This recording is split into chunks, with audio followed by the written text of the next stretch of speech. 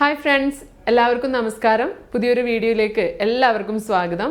ഇന്ന് നമ്മൾ നോക്കാൻ പോകുന്നത് കഴിഞ്ഞ ദിവസം നടന്ന, അതായത് 7/2/2024 നടന്ന യൂണിവേഴ്സിറ്റി LGS മെയിൻസ് എക്സാമിൻ്റെ കറണ്ട് അഫയേഴ്സ് ചോദ്യങ്ങളാണ്.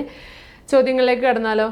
ഓക്കെ, ഫസ്റ്റ് വൺ, കേരള ഹൈക്കോടതി ചീഫ് ജസ്റ്റിസ് ആരാണെന്നാണ് ചോദിച്ചിട്ടുണ്ടായിരുന്നത്. ഓപ്ഷൻസ് നോക്കാം. DY Chandrachud, B Ashish Jitendra Desai, C SV Bhatti, D Geeta Mittal. 4 options തന്നിട്ടുണ്ട്. ആരായിരിക്കും? ഓക്കെ, ഓപ്ഷൻ ബി ആണ്. ആശിഷ് ജിതേന്ദ്ര ദേശായി ആണ് നമ്മളുടെ കേരള ഹൈക്കോടതി ചീഫ് ജസ്റ്റിസ് ആയിട്ടുള്ളത്. അടുത്ത ക്വസ്റ്റ്യൻ, കേരളത്തിലെ ആദ്യത്തെ സമ്പൂർണ്ണ ഡിജിറ്റൽ ജില്ല ഏതാണെന്നാണ് ചോദിച്ചിട്ടുള്ളത്. ഓപ്ഷൻസ് മലപ്പുറം, എറണാകുളം, തൃശ്ശൂർ, കോട്ടയം. എല്ലാവരും കുഴപ്പിക്കുന്ന ഒരു ചോദ്യമാണ്. തൃശ്ശൂർ ആണോ അല്ലെങ്കിൽ എറണാകുളം ആണോ? ഏതാണ് ആൻസർ നോക്കാം. തൃശ്ശൂരാണ് കേരളത്തിലെ ആദ്യത്തെ ഡിജിറ്റൽ ജില്ല എന്ന് പറയുന്നത്. അടുത്ത ക്വസ്റ്റ്യൻ, 2024 G20 ഉച്ചകോടി നടക്കുന്ന രാജ്യം ഏത്? 2024 G20 ഉച്ചകോടി നടക്കുന്ന രാജ്യമാണ് ചോദിച്ചിട്ടുള്ളത്. Options India, Brazil, France and Canada. ഏതായിരിക്കും? 2024 G20 ഉച്ചകോടി നടക്കുന്നത്. എവിടെയാണ്? ബ്രസീലിലെ റിയോ ഡി ജനീറോയിലാണ് നടക്കുന്നത്. ഓക്കെ, അടുത്ത ക്വസ്റ്റ്യൻ, ചന്ദ്രയാൻ 3 ദൗത്യത്തിന്റെ റോവർ അറിയപ്പെടുന്ന പേര്. റോവർ അറിയപ്പെടുന്ന പേരാണ്. ഓപ്ഷൻസ് നോക്കാം. Option A Vikram, B Pragyan, C Bhim, D Dhruv. ഏതായിരിക്കും? ചന്ദ്രയാൻ 3 ദൗത്യത്തിന്റെ റോവർ അറിയപ്പെടുന്ന പേര് ഏതാണ്? പ്രഗ്യാൻ ആണ് കേട്ടോ. മാറിപ്പോവരുത്, മറന്നു പോവരുത്. ലാൻഡറും റോവറും ഉണ്ട്. ഓക്കെ, അടുത്ത ക്വസ്റ്റ്യൻ, താഴെ പറയുന്ന പ്രസ്താവനകളിൽ തെറ്റായത് കണ്ടെത്തുക. തെറ്റായതാണ് ചോദിച്ചിട്ടുള്ളത്. കറക്റ്റ് നോക്കി വെക്കുക. ഓപ്ഷൻസ് 3 തന്നിട്ടുണ്ട്. സ്റ്റേറ്റ്മെന്റ് തന്നെയാണ്. അതിൽ first one, Kerala speaker AN Shamseer ആണ് എന്ന് പറഞ്ഞിട്ടുണ്ട്. AN ഷംസീർ. അടുത്തത് എന്താണ്? കേരള ഹൈക്കോടതി ചീഫ് ജസ്റ്റിസ് DY ചന്ദ്രചൂഡ് ആണ് എന്ന് പറഞ്ഞിട്ടുണ്ട്. മൂന്നാമത്തെ എന്താണ്? കേരള ഗവർണർ ആരിഫ് മുഹമ്മദ് ഖാൻ ആണ് എന്ന് പറഞ്ഞിട്ടുണ്ട്.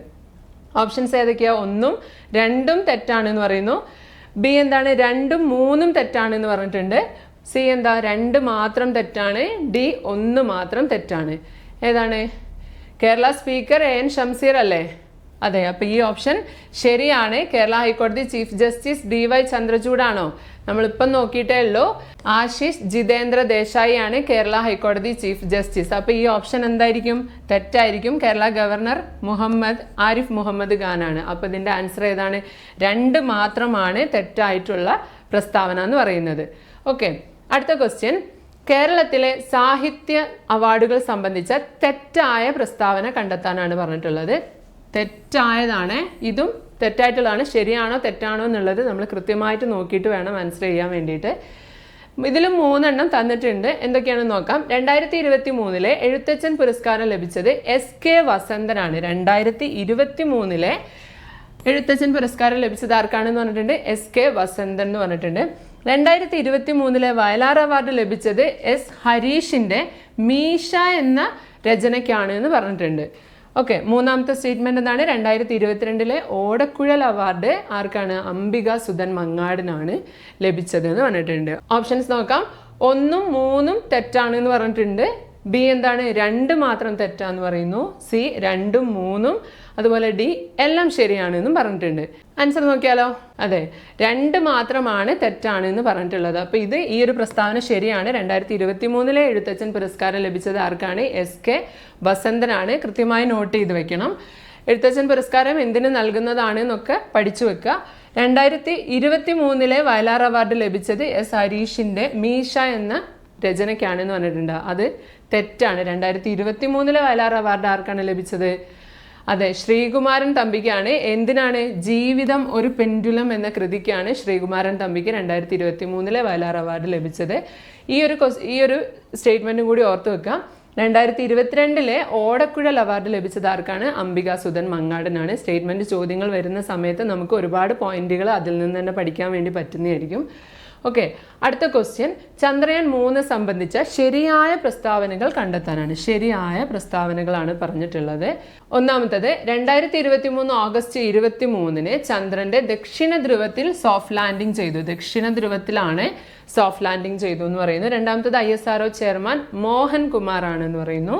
3 എന്താണ്? ചന്ദ്രയാൻ 3 ലാൻഡറിന്റെ പേര് വിക്രം എന്നാണ്. നമ്മൾ റോവറിന്റെ പേര് നോക്കി, റോവർ എന്താണ്? പ്രഗ്യാനാണ്. ലാൻഡറിന്റെ പേര് എന്താണ്?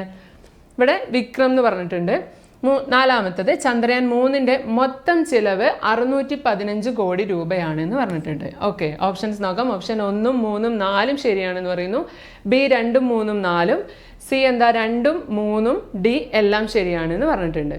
ഓക്കെ, ആൻസർ നോക്കിയാലോ.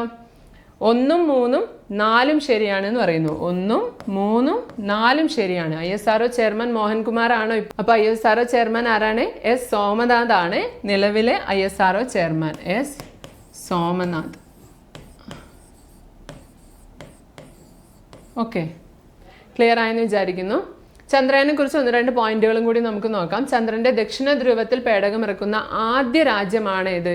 ഇന്ത്യ എന്ന് പറയുന്നത്. ദക്ഷിണ ധ്രുവത്തിലാണ്, അത് മറക്കാതെ ഓർത്ത് വെക്കേണ്ട ഒരു പോയിന്റാണ്. ചന്ദ്രനിൽ സോഫ്റ്റ് ലാൻഡിംഗ് നടത്തുന്ന 4-മത്തെ രാജ്യം കൂടിയാണ് ഏത്? ഇന്ത്യ. സോഫ്റ്റ് ലാൻഡിംഗ് നടത്തുന്ന 4-മത്തെ രാജ്യമാണ് ഇന്ത്യ എന്ന് പറഞ്ഞു. ചന്ദ്രയാൻ 3 വിക്ഷേപണം എന്നാണ്?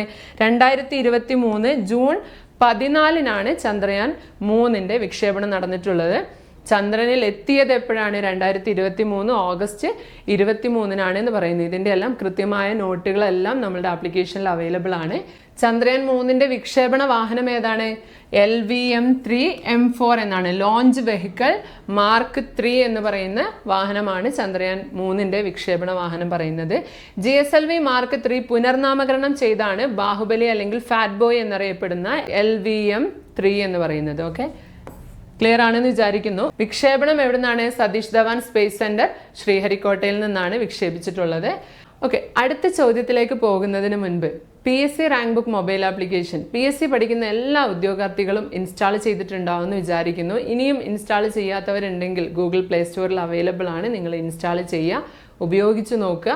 കാരണം അതിനകത്ത് നിങ്ങൾക്ക് കൃത്യമായ സ്റ്റഡി പ്ലാനും ഡീറ്റെയിൽ ആയിട്ടുള്ള നോട്ടുകളും അതുപോലെ ക്വസ്റ്റ്യൻസും MCQസും സ്റ്റേറ്റ്മെൻറ്റ് രീതിയിലുള്ള ക്വസ്റ്റ്യൻസും എല്ലാം നിങ്ങൾക്ക് ഈ ഒരു ആപ്ലിക്കേഷനിൽ പ്രാക്ടീസ് ചെയ്യാൻ വേണ്ടി പറ്റുന്നതാണ്. ചെയ്തു നോക്കാം.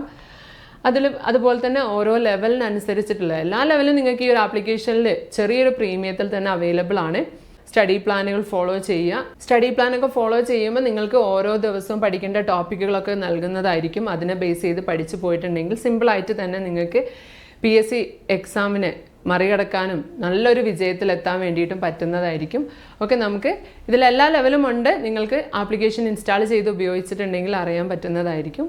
കൂടുതൽ വിവരങ്ങൾക്ക് നിങ്ങൾക്ക് 8921331609 എന്ന നമ്പറിലേക്ക് വാട്സപ്പ് ചെയ്താലും മതി. അതല്ലെങ്കിൽ നിങ്ങൾക്ക് ആ നമ്പറിലേക്ക് കോൺടാക്ട് ചെയ്യാനും പറ്റുന്നതായിരിക്കും.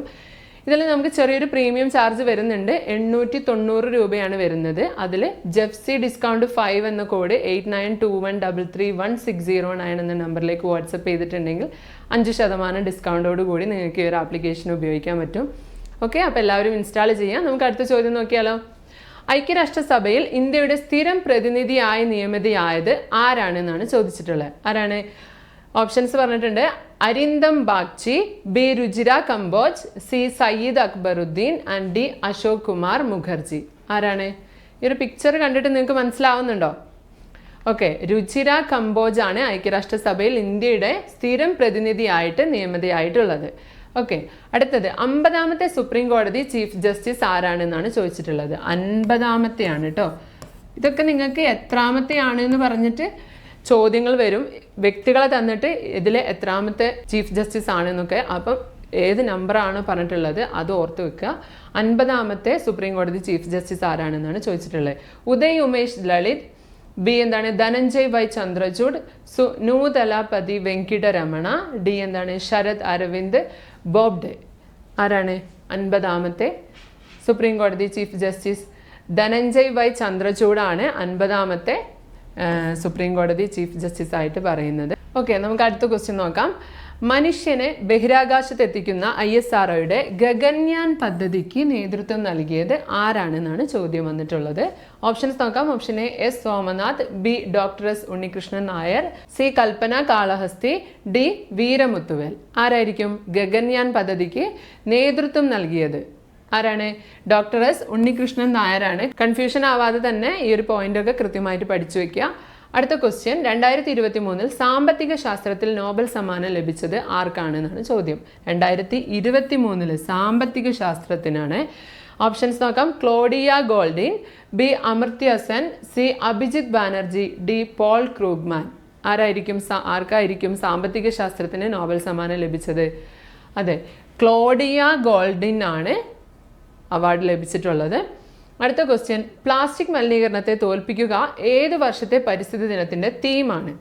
പ്ലാസ്റ്റിക് ഉപയോഗത്തെ അല്ലെങ്കിൽ പ്ലാസ്റ്റിക് മലിനീകരണത്തെ തോൽപ്പിക്കുക എന്നത് ഏത് വർഷത്തെ തീമാണ് എന്നാണ് ചോദിച്ചിട്ടുള്ളത്. 2020, 2022, 2019, 2023. ഏതായിരിക്കും? 2023ൻ്റെ തീമാണ് പ്ലാസ്റ്റിക് മലിനീകരണത്തെ തോൽപ്പിക്കുക. ഓർത്തു വെക്കണം. അടുത്തൊരു ക്വസ്റ്റ്യൻ, നിലവിലെ ISRO ചെയർമാൻ. നേരത്തെ നമ്മൾ പറഞ്ഞു ഏതാണെന്നുള്ളത്. അപ്പോൾ എല്ലാവരും ഒന്ന് ഓർത്ത് നോക്കിക്കേ. നിലവിലെ ISRO ചെയർമാൻ. ആ ക്വസ്റ്റ്യൻ ശരിയാക്കിയവർക്ക് ഈ ക്വസ്റ്റ്യനും ശരിയാക്കാൻ ഈസി ആയിരിക്കും.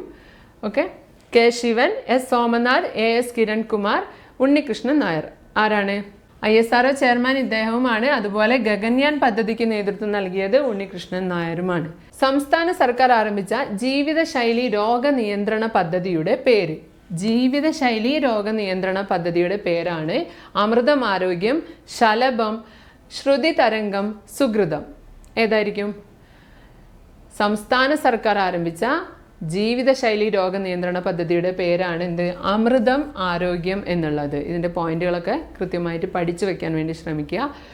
അതുപോലെ അടുത്തൊരു ക്വസ്റ്റ്യൻ ആണ്, ഇന്ത്യൻ ഹരിത വിപ്ലവത്തിൻ്റെ പിതാവായ MS സ്വാമിനാഥൻ അന്തരിച്ചതെന്ന്.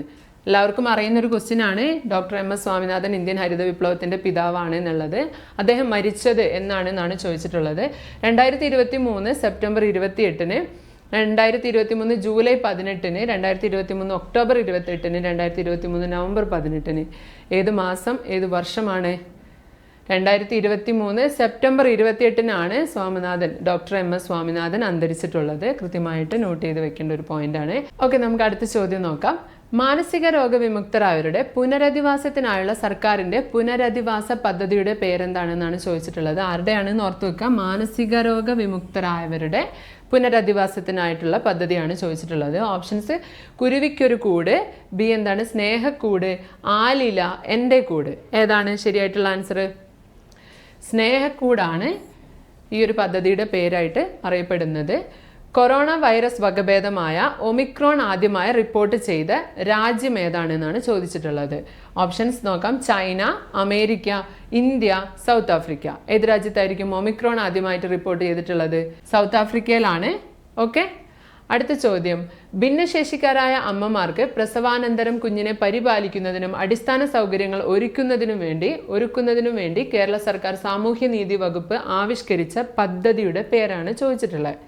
ഓപ്ഷൻസ് നോക്കാം. മാതൃജ്യോതി, മാതൃയാനം, ആയുർദളം, അശ്വമേധം. ഏതായിരിക്കും?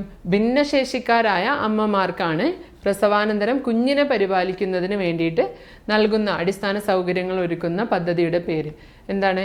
മാതൃജ്യോതിയാണ് കേട്ടോ. ഓക്കെ.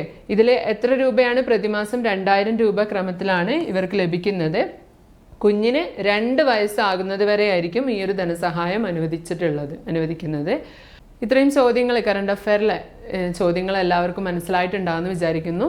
അതുപോലെ തന്നെ നന്നായിട്ട് പഠിക്കുക. എല്ലാവരും PSC rank book mobile application install ചെയ്യുക. എല്ലാവർക്കും യൂസ്ഫുൾ ആയിരിക്കും. എല്ലാവർക്കും നല്ലൊരു ദിവസം ആശംസിക്കുന്നു. Thank you so much.